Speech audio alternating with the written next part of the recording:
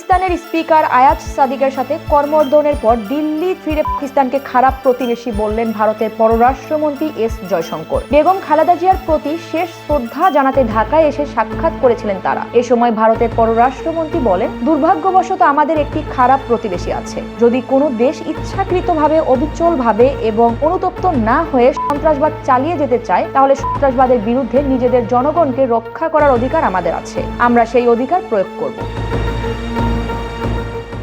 মাদ্রাজে Indian institute of টেকনোলজিতে দেয়া এক বক্তৃতায় জাতীয় নিরাপত্তা ও পররাষ্ট্রনীতির প্রশ্নে ভারতের অবস্থান তুলে ধরে জয়শঙ্কর বলেন, আমাদের কি করা উচিত বা কি করা উচিত নয় তা কেউ আমাদের বলে দিতে পারে না। ভারতের আঞ্চলিক নিরাপত্তায় নিজেদের আত্মরক্ষার অধিকার প্রয়োগের পদ্ধতি তুলে ধরে জয়শঙ্কর বলেন, কিভাবে এই অধিকার প্রয়োগ করা হবে তা ভারত নিজেই ঠিক করবে। আত্মরক্ষার জন্য যা প্রয়োজন ভারত তাই করবে।